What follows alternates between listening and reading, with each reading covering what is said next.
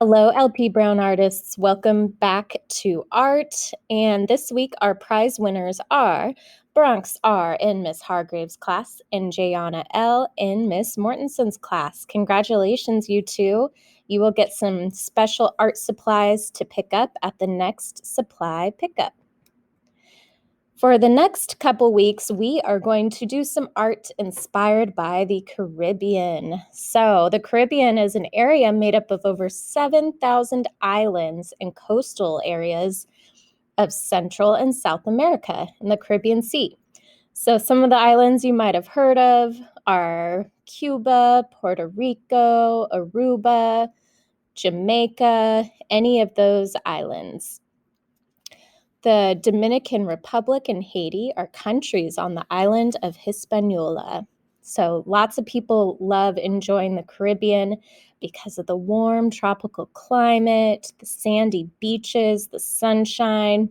You can go snorkeling and see lots of tropical fish and other wildlife.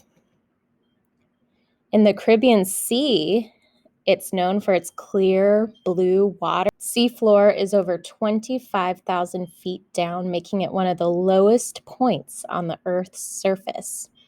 The Caribbean Sea is also home to lots of sea life, including some coral reefs. Today, we are going to focus on a super cool bird called a flamingo. You might have seen flamingos in the zoo, but they live in the wild in Aruba, on an island off the coast of Aruba. And if you were to fly over there right now, you could swim with the flamingos. The Caribbean flamingo is the only flamingo that naturally lives in North America. So the only place you can see them living in wildlife is if you were to go to the Caribbean. Did you know flamingos are not born pink? They are pink because of the food they eat. And another fun fact, if you've ever noticed a flamingo standing on one leg and wondered why, it's because they lose body heat through their legs, so they tuck one up to keep warm. Here's a little visual of what it would look like if we were to go on a field trip right now and fly from Olympia to Aruba. So we go way down past Puerto Rico, Cuba, to the island of Aruba. For those of you watching this video, the next video I have shared below this post is a video all about flamingos. My goal for you is to see if you can learn one new fact about flamingos. Then when you're done, you can come back to this video and we will draw our own flamingos.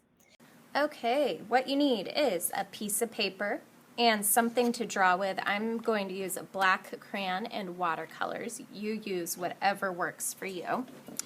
So I'm going to draw a flamingo on the beach in Aruba, but you may draw another creature that lives in Aruba if you'd like. They have lots of butterflies. You could draw a scene of the Caribbean Sea with all the fish and the coral. There's ostriches and donkeys. There's even a desert on Aruba. So maybe look up on Google animals or plants in Aruba and you could draw your own Aruba scene if you're not wanting to do this. If you're following along with me, we are going to draw a giant number 2.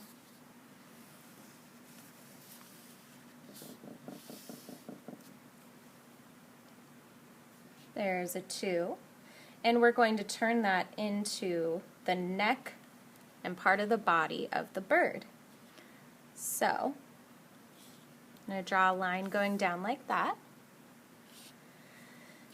curving a little for its long neck, so this will be the head and the neck. Then I'm going to bring this line down to create the body and connect it. You can always rewind or pause if you missed that. Next, I'm going to draw the beak here. It's like kind of like triangular, and color it in black. Then I'm going to draw another straight line here to extend the beak. I have something that keeps shaking on my desk. Okay. Next we have the eye. So there's a kind of oval shape around the eye. Then the eyeball.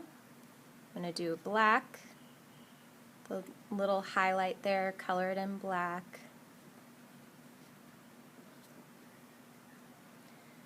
Now for the tail and the wing, I'm going to draw one straight horizontal line, one diagonal line, and it's kind of like a triangle, but instead of closing the triangle with a straight line, I'm going to close the triangle with a bumpy line, bump, bump, to make it look like feathers. I would do the same thing for the tail, but I ran out of room there, so I'll just kind of have it hanging off there. But if you have room for the tail, do the same thing there. Now, for the leg, we learned that a lot of times flamingos keep one leg up to stay warm.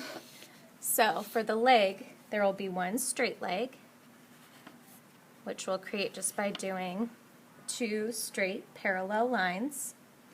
Now, for the leg that bends backwards, we go like this. Angle, angle. So it's diagonal. And then I bring it back in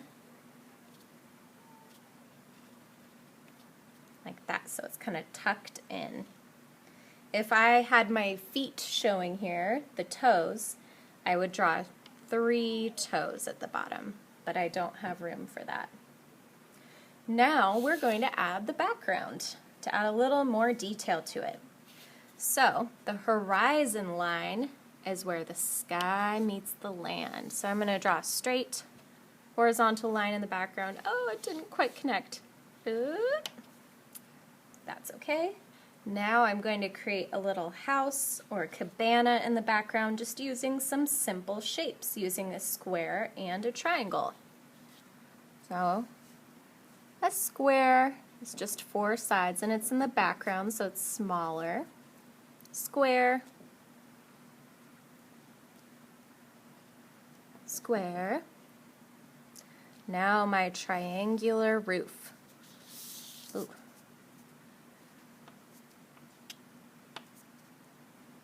It's a little tilted triangular roof. It's very windy in Aruba, so there you go. The roof got a little tilted. Use some bumpy lines to create some clouds in the sky if I want. Maybe there's some trees in the background. I'll do a wavy line here. Now, down here where the flamingo is standing, it is on the beach, on the sand. Maybe I have some water there. So I'm going to draw a wavy line down here in the foreground is what it's called.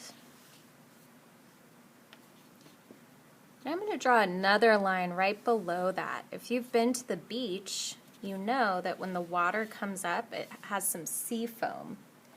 So that's the sea foam. Now here, in this area, it's going to be the water. And water isn't just straight blue, there's waves in it. I'm going to add some wavy lines for the texture, the movement.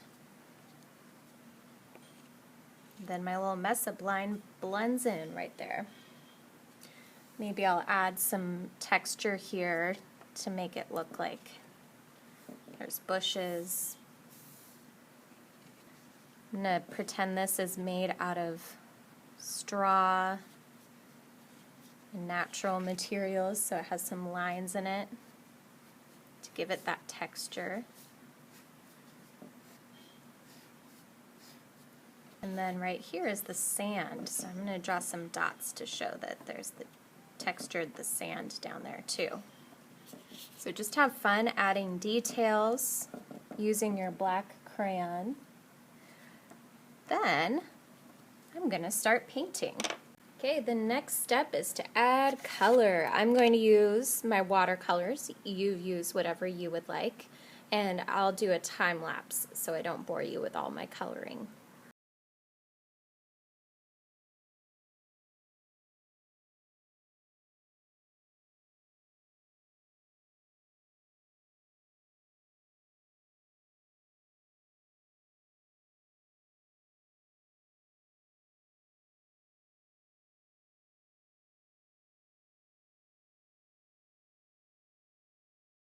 Here is my almost complete flamingo, but what's missing is pink. Now I don't have any pink in my watercolors, you might. So now I have the choice, I can use marker, crayons, whatever I decide. So I'm gonna have to make that decision and then I can complete my flamingo.